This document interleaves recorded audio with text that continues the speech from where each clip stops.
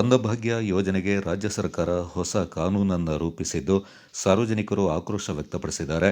ರಾಜ್ಯ ಸರ್ಕಾರ ಅನ್ನಭಾಗ್ಯ ಯೋಜನೆಗೆ ಫಲಾನುಭವಿಗಳು ಜಾತಿ ಮತ್ತು ಆದಾಯ ದೃಢೀಕರಣ ಪತ್ರ ನೀಡಬೇಕೆಂದು ಆದೇಶಿಸಿದ್ದು, ಆದಾಯ ಮತ್ತು ಜಾತಿ ದೃಢೀಕರಣ ಪತ್ರಕ್ಕೆ ಸಾರ್ವಜನಿಕರು ಪರದಾಡುವ ಪರಿಸ್ಥಿತಿ ನಿರ್ಮಾಣಗೊಂಡಿದೆ.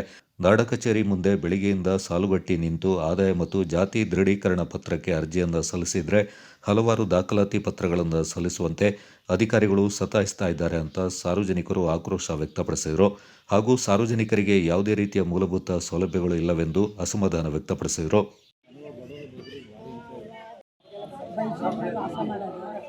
ನಾವು ಬೆಳಗ್ಗೆ 2:30ಗೆ ಬಂದು ನಿಂತಿದ್ದೀವಿ. ಕುಡಿಯೋಕ್ಕೂ ನೀರಿಲ್ಲ, ತಲೆ ಸುತ್ತಿ ಒಬ್ಬರು ತಲೆ ಸುತ್ತಿ ಬಿದ್ದೋದು. ಮತ್ತು ಜಾತಿದು ಇನ್ಕಮ್ ಸರ್ಟಿಫಿಕೇಟ್ ಕೇಳಿದ್ರೆ ಹೇಳ್ತಾರೆ ಚಿಕ್ಕಪ್ಪನ ತಗೊಬನ್ನಿ, ದೊಡ್ಡಪ್ಪನ ತಗೊಬನ್ನಿ ಅಂತ. ನಮಗೆ ಯಾರೂ ಇಲ್ಲ, ನಾವು ಎಲ್ಲೋ ಹುಡುಕ ಬರೋದು.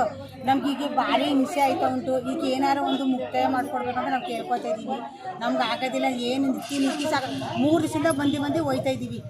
3 ದಿವಸ ಬಂದ್ರೂ ಆಯ್ತಿಲ್ಲ. ಡಾಕ್ಯುಮೆಂಟ್ಸ್ ಅದು ಇದು ಬಂದರೆ ಒಂದೊಂದು ಸಲ ಡಾಕ್ಯುಮೆಂಟ್ಸ್ ಹೇಳ್ತಾರೆ.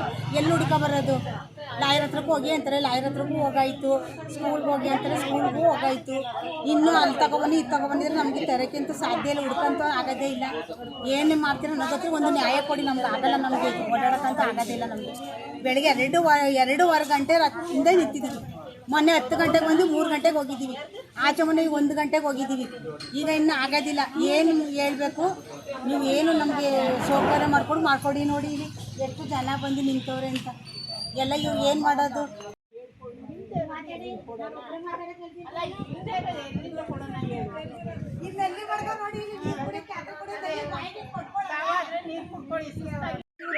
ಕೊಡೋದಿಲ್ಲ ಅವರು. ಇವಾಗ ಅವರು ಜಗಳನೆ ಮಾಡ್ಕೊಂಡಿರ್ತಾರೆ. ಒಂದು ಉದಾಹರಣೆ ಹೇಳೋದು, ಇವಾಗ ನಾವು ಈ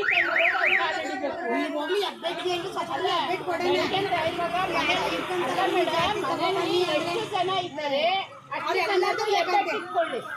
ಇವಾಗ ಸತ್ತಾಗಿರೋರು ಯಾರು ಬರೋಕ್ಕಿಲ್ಲ ಎದ್ದು. ಇವಾಗ ಮನೇಲಿ ಇದ್ದಾರೆ, ಕಾಡಲ್ಲಿ ಎಷ್ಟು ಜನ ಇದ್ದಾರೆ, ಅವ್ರ ಮನೇಲಿ ಇರೋರು ಎಫೆಕ್ಟ್ ಮಾಡಿದ್ರೆ ಕೊಟ್ಟೆ ಅವ್ರು ಅಕ್ಕಿ ಅದಾದ್ರು ಕೊಡೋದು ಬೇಡ. ರೇಷನ್ ಕಾರ್ಡ್ ಕೊಡ್ಬೇಕಂತೆ, ಕೊಡೋದೆಲ್ಲ ಪ್ರತಿಯೊಂದು ಮಾಡ್ಬೇಕಂತ. ಬೆಳಗ್ಗೆ ಬಂದಿರೋದು ನೋಡಿ, ನಾಷ್ಟ ಮಾಡಿದ ಇಷ್ಟು. ಈಗ ಇವರು ಏನು ಮಾಡೋದು? ಅಲ್ಲ, ಇಷ್ಟೊತ್ತು ಬಂದು ಇವಾಗ ನಮ್ಮ ಯಜಮಾನ್ರು ಓದಿಲ್ಲ. ಬೆಳಗ್ಗೆಯಿಂದ ಹೇಳ್ತಾರೆ ಮಕ್ಕಳದ್ದು ಟೀಚಿ ಆಯ್ತಂದ್ರೆ ಮಕ್ಕಳನ್ನ ಕಷ್ಟಪಟ್ಟು ಓದಿಸ್ತಿದ್ದೀವಿ, ಮಕ್ಕಳದ್ದು ಟೀಚಿ ಕೊಡ್ತೀವಂದ್ರೆ ಅದಾಗಲ್ಲ. ಅಣ್ಣ ತಮ್ಮದ ಮಕ್ಕಳದ್ದು, ಅದು ತಂಗಿರ ಮಕ್ಕಳದ್ದು. ಅವನು ಈಗ ನಮ್ಮದು ಇದಕ್ಕಾದ್ರೆ ನಮ್ಮ ಟಿ ಸಿ ಕೇಳಿ ಎಲ್ಲ ಥರನ ಅವ್ರು ನಮ್ಮ ಅಣ್ಣ ತಮ್ಮದ್ರು ತಗೊಬನ್ನಿ, ನಿಮ್ಮ ಚಿಕ್ಕಮ್ಮ ತಂದ್ರೆ ನಮ್ಮ ಅಣ್ಣ ತಮ್ಮದ್ರು ಮಾತಾಡೋಕ್ಕಿಲ್ಲ, ಕೊಡೋಕ್ಕಿಲ್ಲ. ನಾವೇನು ಮಾಡಬೇಕು? ನಾವೆಲ್ಲ ಹುಡುಕಬೇಕಂತ ಹೋಗಿ. ಈಗ ನಮ್ಮ ಗಂಡನ ಸತ್ತೋಗೋರೆ, ಗಂಡನ ಹೇಳ್ಸ್ಕೊಂಡು ಎಲ್ಲಿ ಕರ್ಕೊಬರ್ಲಿ? ಮಸಾಣದಿಂದ ಮೈಸೂರಿಗೆ ಹೋಗ್ಬೇಕು, ಮಸಾಣ ಕರ್ಕೊಬೇಕು. ನಾನು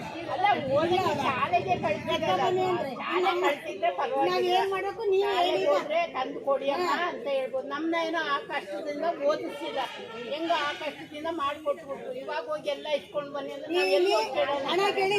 ಇಲ್ಲಿ ಶುಗರ್ ಅವ್ರವ್ರೆ, BP ಅವ್ರವ್ರೆ, ಮತ್ತೆ ಕೈ ಮುಡ್ಕೊಂಡಿರೋರವ್ರೆ.